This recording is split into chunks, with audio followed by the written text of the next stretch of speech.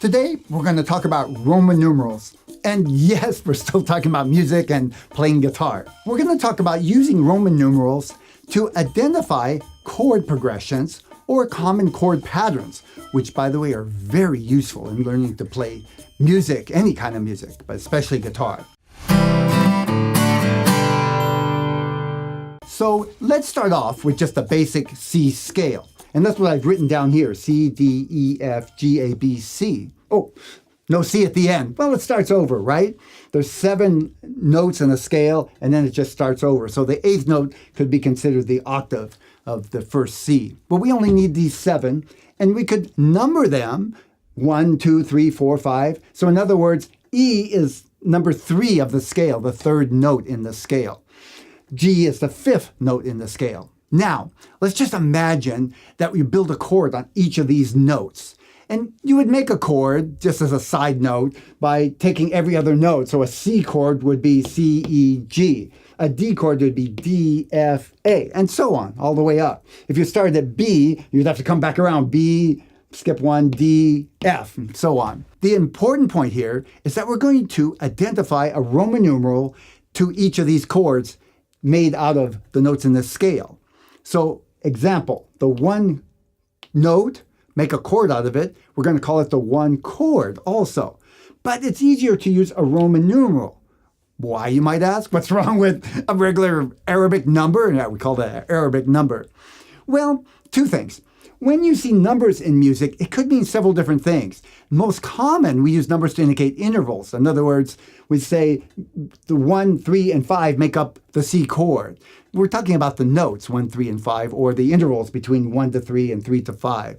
That could be confusing, but more importantly, it's common practice to use Roman numerals because you can use capital Roman numerals and small Roman numerals to indicate different types of chords. I hope you remember something about your Roman numerals from grade school. The big I means 1, 2 I's mean 2, and so on. But we use little i's, what do you call those? Lowercase. We use lowercase to mean a minor chord. 2 little i's mean a minor chord. Within a scale, the 1 chord will always be major, as long as you're not altering any of the notes, making them sharp or flat. So when we take C, E, G, it comes out to be a major chord, every other note in the scale. So we're going to use a capital I to indicate that's a major chord. Now, when we take D, F, and A to make the 2 chord, we're going to come out with a minor chord. And it happens every time. So let's indicate that's a minor chord, right? But we've done that with the Roman numeral 2 as well, by making it lowercase letters. E, the 3 chord, is going to be a minor chord. Always falls as a minor chord. Again, I use lowercase for that. The 4 chord is major. The 5 chord comes out to be major.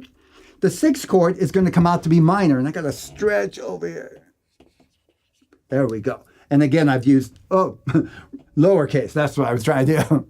Now, finally, the last chord is going to be what we call a diminished chord. And that's what that symbol right here is, diminished. And I could write that this way as well. That's a common terminology for diminished. So now, if you look at each of these Roman numerals, you can tell just by the Roman numeral whether it's major, minor, or diminished with that little O at the end. Let's take another scale just as an example. So I've got the G scale here. G, A, B, C, D, E, and F sharp. In the key of G, F is always sharped. So now we're going to look at the Roman numerals. This should be G major. This will be A minor.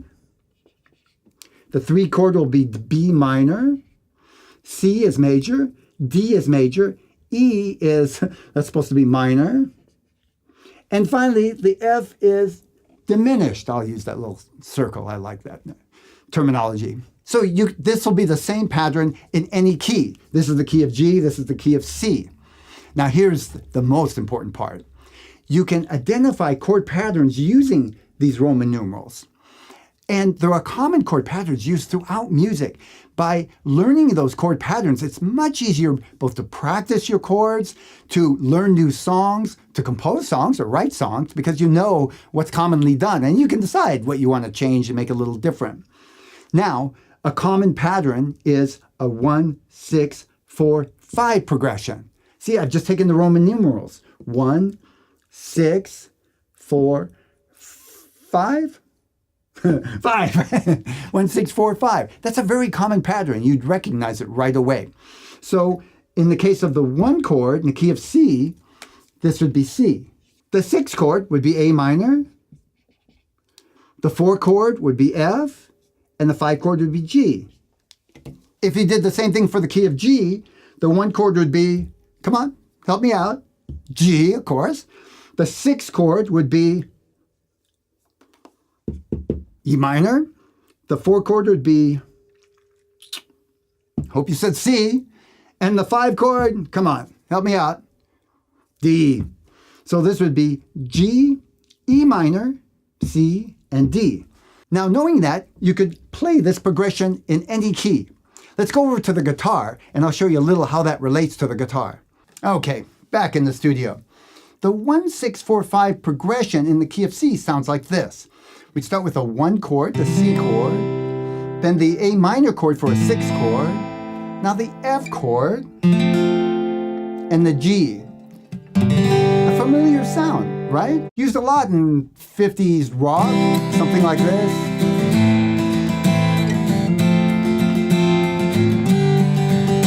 Or a little faster.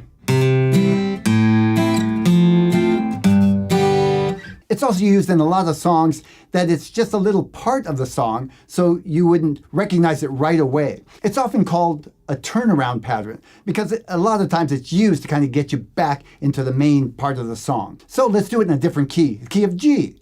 1 chord is G, E minor, C for the 4 chord, and D for the 5 chord. Or it could sound like this.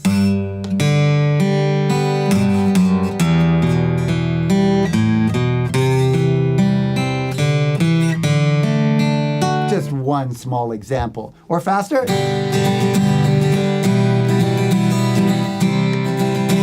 Remember the song from Ghost? Oh, my love. It's called Unchained Melody. My darling. But all my kids know it as a theme from Ghost. I've hungered for your love. Again, just one example of many, many songs. And a lot more that just use that in some part of the song. It really helps if you learn these basic patterns, maybe a handful.